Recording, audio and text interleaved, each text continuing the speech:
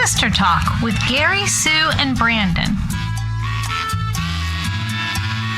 When will they name a hurricane or blizzard after them? Right in front of us is tearing something apart right now. Big tire flash. Shoot, I think a semi got flipped.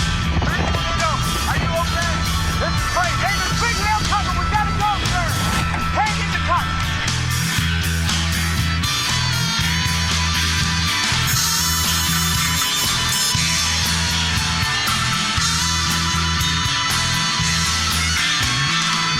I hate Oklahoma.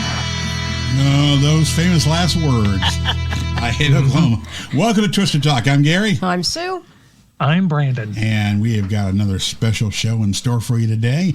As we get yes, we do. I guess the dog days of summer just kind of roll to an end here. Yeah, it's quite canine around here. Hey, boy, I tell you, it's warm and hot and yeah. So we're better Come inside back here too.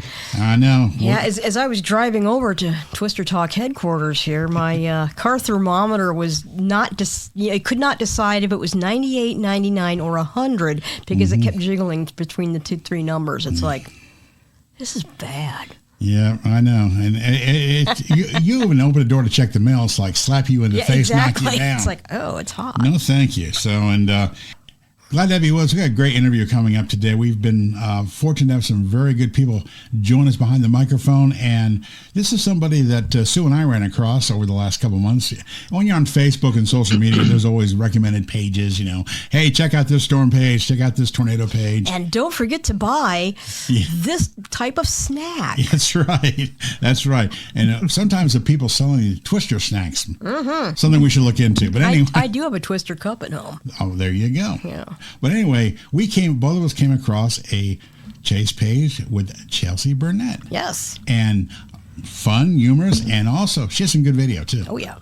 And so it is our pleasure to welcome Chelsea Burnett to the show. Chelsea, thank you for joining us here on Twister Talk.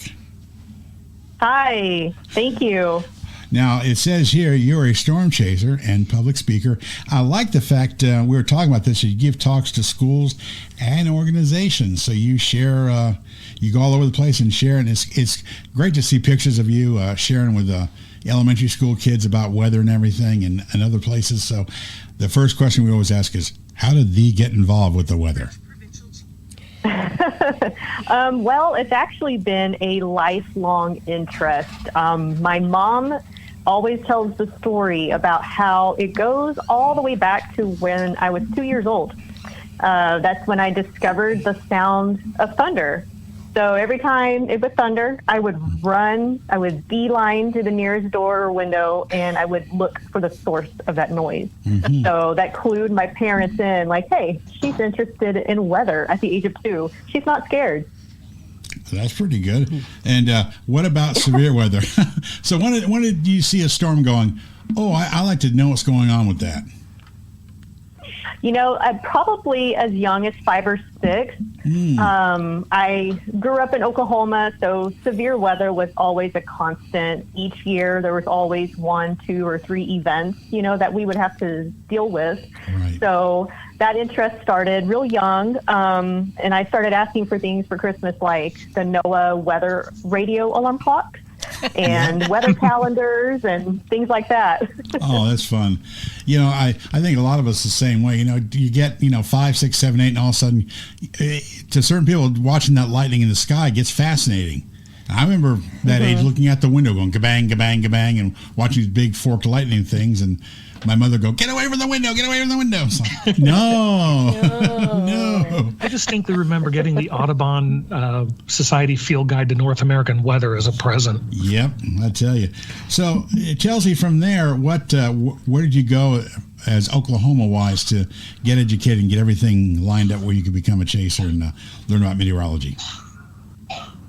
Well, it was kind of a twisty, windy road for me. Mm-hmm. I always knew I wanted to be involved with weather somehow, and my family would always try to encourage me to become a broadcast meteorologist, but there was just one little issue with that, and that was that I had a speech impediment called a stutter, and it was pretty prevalent as a child. I did not like reading out loud in class. I did not like speaking out in public. I didn't like to answer my phone calls, things like that. So I knew I wanted to be out in the elements as well. I didn't want to be behind a desk or behind a screen talking about it. I wanted to be in it and see what it was like to actually get out there and chase, especially after seeing the movie Twister.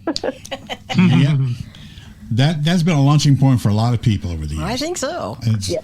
So now, were you around for the? Sometimes when you talk about the weather events, of course, we think of the 1999 May 3rd massive Oklahoma outbreak with the Moore, Oklahoma F5.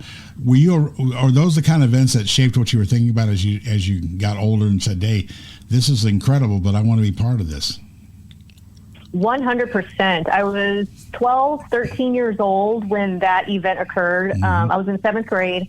And I remember very vividly that night, it was a constant rotation of seeking shelter in the fire station basement, then going to my grandparents' house and seeking shelter there, and then going back home and seeking shelter at home, because that night, there was over 60 plus tornadoes, and those storms just kept training over and over. So once we were done sheltering from one storm, then we would have to shelter for the other. So that event especially kicked my interest into high gear. Just getting to witness and be a part of an event such as one like May 3rd, 1999, it forever changed me. Absolutely. Yeah, I could understand that. That would, I think all of us, I remember Sue and I working at a computer store at that time, and we were following it there at the store, and it's like, and we both got home from work that night, and we were both of us, back and forth, like, my gosh, what we're seeing on television was amazing. Yeah. And Brandon, I know you remember that outbreak too of 1999. That was a pretty crazy day.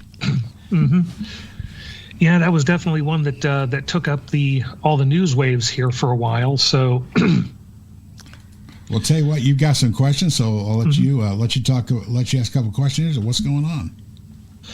Yeah, and as we're speaking of chasing here, I do have one place I would like to start off with here is, Chelsea, if you would just kind of walk us through what a normal day is for you. Well, or as close as you can get to what passes for normal. Yeah. So it depends on the week. I have an 11-year-old son that I share with my ex-husband, and he goes back and forth between houses every other week. So a week that he's home, I take him to school, I come home, I check emails, I set up presentation dates, either on Zoom or in person. I also create a lot of social media content. I work on editing photos and videos from past chases. But then if my son isn't home, I'm either traveling for talks across the state, or actually in this instance, in 2 weeks, I'll be in New Mexico speaking to homeschoolers there, or we're out chasing. So it just depends on the week. How long would you say you chase every year? How many weeks or days do you think you do? I know you have a lot of other things going on. What do you consider, your average for chasing this time of year? Ooh, that depends on the pattern. Yeah. I would probably say, combined with the storm chasing tours that I also guide for, I would say a healthy average would probably be 60 days out of the year. Oh, wow. Maybe more.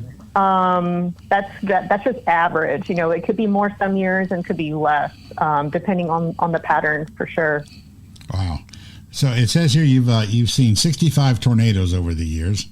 And there was that gap. If you could talk about that gap, because I've heard that from other people who said, well, I went out and started chasing here, but it was here that I first saw my tornado.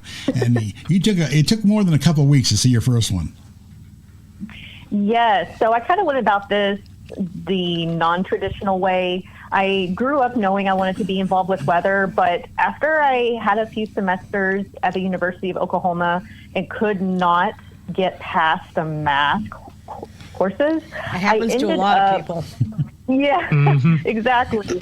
So, yes, I fell victim to that, and I moved to Texas, and I started down a different path, one that I thought, was socially acceptable. I got a corporate job. I settled down with somebody. We got engaged. We got married. I had a full-time job. I was going to school full-time. Then we had a child. We had my son. And then we bought a house.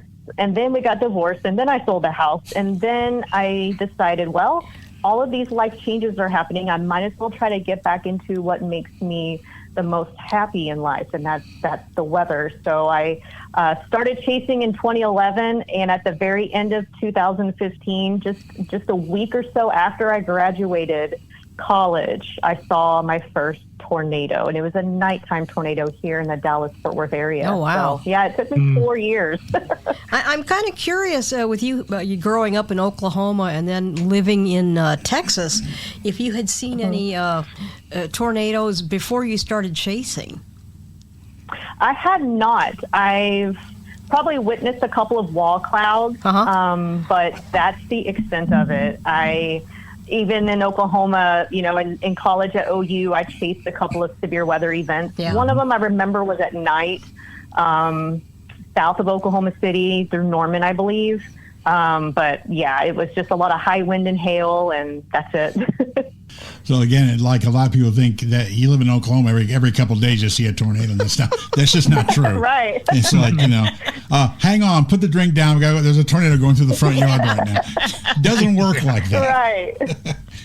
So that's interesting. But again, it talks about, because I've read other accounts of other chases over the years that said, sometimes there was a big gap. They'd see their first tornado, and then it may be a year or more before they see another one, just depending on the luck of the draw. Mm-hmm. And exactly. So let me just real quickly, how do you feel when you get those bust days when nothing happens? When you're waiting, it's like, It's still just as disappointing as previous chases. You have such hopes, although I have learned to lower my standards and lower the bar a little bit. Mm-hmm. I usually come away happy with some storm structure pictures and video, or if I'm able to get some work done on the road, something like that. I usually just lower the bar and say, well, if I can do this, then it's not a total waste. Okay. All right. Brandon, do you have another question there? Yes, I do. This is a sort of a two-parter question. What do you think has been the single most significant shift that you've seen in not just the scientific thinking about how weather works, but also maybe the greatest innovation or change that you've seen in storm chasing? So I started coming into the scene right when smartphones were really taking off. I did go ahead, and the very first thing I did when I started chasing was obtain my ham radio license. Oh, and wow. I was able to, I still took part in that, thinking that would be a pretty integral part of my operation with chasing, is utilizing those. And I did. I have a Yaesu 7800 that I would operate and do weather nets here locally for Denton and Collin counties when there was severe weather. But I quickly learned that apps and smartphones really paved the way to being able to get information out there quicker, whether it be to the National Weather Service through Radar Scope, or whether it be through YouTube and Facebook with our live streaming. So I would definitely say smartphones really played a role in changing the game and how all that is documented, and then how that information is passed along to the entities that need it the most. I might as well go here too, because you just led us right there. I have my ham license as well, and we'll get it reposted here again at some point. We've talked to others like Jim Spann as well about ham radio. Do you still use that a lot? And would you encourage any would-be chaser to get their ham license? I'll start with the positive and say yes. I would definitely encourage it, because not only is it helpful for storm chasing, it could be helpful in any situation. I'll give mine for example. When my son was 4 years old, he and I went on a solo trip down to Big Bend, the national park here in Texas, and about 90 miles of highway leading into the park or into the area is without cell service. And I definitely wouldn't have planned a trip alone with my 4-year-old if I didn't have adequate communication devices. And the ham radio was definitely one of those for me. So I would just say, outside of weather, just having an additional communication resource like that is huge. But I am sad to report I haven't turned my radio on in probably 2 or 3 years.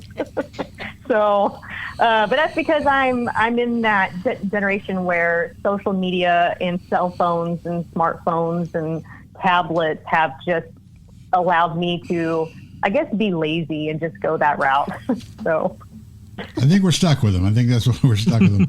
But but talking about now photography, this is kind of a question to ask about that. I know you post videos and pictures and everything. What do you use when you go out in the field and take pictures? I know you just don't use your smartphone, but sometimes we've had people ask, what equipment do these guys to chase? What do they use? Yeah, so in the past, I have traveled with a Nikon D2000, and I would usually have the regular kit lens, the 18 to 55 millimeter, and I would have my zoom lens, the 75 to 200 millimeter lens. Occasionally I would bring a wide angle as well, just in case we were up close and personal with the storm and I wanted to get a structure shot. But I can't even tell you the last time I brought that along. And that's partly because going on tours as a guide, there's just not enough room for extra equipment. So I've learned to just utilize my cell phone. And of course, what I have is an iPhone 14 Pro Max. And the newer phones, the upgrades, the cameras just get better and better. And honestly, it's more or less replaced my DSLR now. So. Yeah, I know the new Pro Mac ones are very, very good. And you can get some high definition video and pictures with them. So I don't blame you for going that direction. But I just think when we're talking about all that. Now, before we jump into some of the other stuff that's going on today, what are your feelings about? I know in the early 2000s, especially after the super outbreak or the Dixie outbreak in 2011, a lot of chasing shows kind of slid off the radar from Discovery and other places because that was such a bad year. And then, of course, what happened in Joplin a month later was just equally horrid. And I know a lot of people that used to watch those shows said, I just can't watch them anymore because they're too traumatic, and it was what happened was too fresh in our minds. I know some of it's come back, and some shows, there are a couple new shows dealing with severe weather and things like that. But what have you noticed? Today, when you go out and speak to a school or an organization, what are they asking you about the most? They're asking me if I drive an armored vehicle like Reed Timmer. That's like the number one question that I get. These kids, they see these YouTube videos and these armored vehicles, and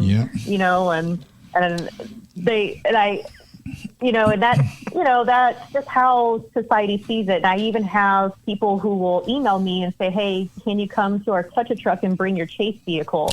And I just have to say, it's not as impressive as you think. I was like, it's my 2014 Ford Explorer, and it has a couple of magnets, it has a laptop mount, it has some camera mounts for the windshield, and some hail dents. That's about all that you'll see. And so they'll just be like, oh, and they're kind of surprised by that. I'm like, well, Reed Timmer had a whole financial backing on being able to produce something like that. He had a whole TV show and things like that. So that's number one question I get is my vehicle is armored or not. Where's your tank? Yeah, where's your tank? Yeah. What I would do is next time you get somebody an old Pinto and just drive up in that and go, oh, this is it. That would be great.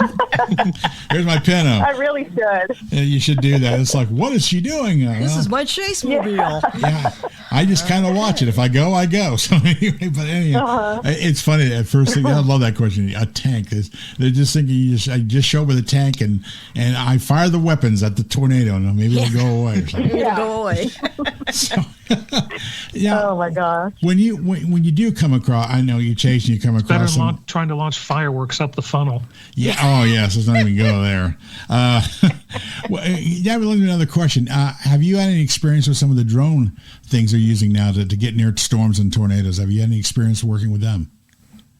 I have had zero. Okay. I'm a person that, like, once I find my craft or my groove, I don't want to mess with it. And my spouse, Adam Lucio, who's also a storm chaser, he and I kind of go back and forth on the whole drone thing and, you know, whether or not we should get our licensing for it so we can commercially sell the footage. You know, there's a lot of great people who do it already, like Aaron Rigsby, Brandon Clement. There's some other notable people out there. I'm just not thinking of their names, but you know, it's just one more thing that as we get older, it's like if we have to learn something new, it's kind of off-putting.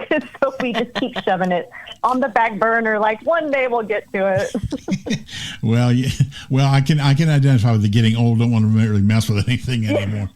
But yeah, I just thought I'd ask that because it was, you know, that seems to be everybody's going. And I've seen some of Aaron's footage, and he does a really good job with the drones and everything. And sometimes it's a very unique perspective, but not everybody's going to be out there zipping around with their drones. So, right. Sure seems like and they are, though. one other point is, I don't want to see a tornado and only see it because of my drone. You know, in order for that to count, I have to see it with my eyes. So that's another thought. I would agree. There you go. When you do come across, though, when you see a major tornado, and unfortunately, sometimes after the tornado passes on, you may drive through areas of damage. When you see those things, how do you work through that? I mean, I've read some stories over the years of chasers after like a major tornado outbreak or a major tornado moving through a city or town, and they look at it and reflect about what happened, but also, you know, because the thrill of chasing, also with this sobering reality that sometimes, you know, great destruction and even death happens sometimes. I'm not asking if you internalize it, but you know what? How do you work the two together? Wow. So in my chase career, I've been very fortunate in that there have been very few storm chases where I have come across an absolutely demolished town or anything like that. Adam has come across more of that than I have, notably Rolling Fork last year. I was not with him on that chase because my grandfather had just passed away and his funeral was the next day after Rolling Fork. So Adam has incredible stories of that. But thankfully, what I've witnessed earlier this year in April in Iowa, we came up on an elderly gentleman whose truck had overturned into a ditch from sliding off the road due to the weather. And of course, we were live streaming at the time, so we stopped the vehicle, we pulled over, we got out. A couple of other vehicles pulled up alongside of us, and we all were able to get that elderly gentleman out, and he had no injuries. He was just kind of dazed, you know, like, oh my gosh, what just happened? But as soon as we stumble on anything like that where it looks like people need help, we immediately stop the chase. We assess the situation, make sure the scene is, you know, good to go. We're not putting ourselves in danger or anything like that. Also, back on April 26th, we were on the tornadoes that went through the Nebraska and Iowa areas. And we came up on a gentleman whose truck was in the middle of the road, and it was visibly damaged. It had scratches and dents all along the side of it. And he was sitting inside, just dazed. He also didn't speak English, but we assessed him through the window. We asked him a couple of basic questions, and we gave him a clean towel to kind of clean up with because he was bleeding from the head. And he was talking to us, and he was also on the phone. So we knew he was okay enough to call for help. And after a few moments of sitting there with him, he assured us with hand gestures, you know, that he was fine and that he had help coming on the way. So, which leads me to say most of us are trained in basic first aid CPR for that reason. We know that the availability of proper ambulance help, you know, EMS help to be there quickly is sometimes not the case because of downed trees, down power lines, you know, inhibiting the ability for those vehicles to get through to somebody. So we travel with a basic first aid kit. Thanks to a tour guest that we had earlier this year, we have small trauma kits that we carry, things like tourniquets and such that we can use to help people just to stabilize them, you know, until proper help can arrive. So that's been the extent of my experience when chasing and coming upon people who need help. Mm-hmm. Okay, well, yes, it's a tough question to ask sometimes, but because everybody has a different response to it. But that it is definitely part of chasing. Sometimes you run into a situation you don't want to run into, but if you're there and you have some idea, you can at least help and make a difference. On Twisted Talk, we finished up part 1 of our interview with Chelsea Burnett.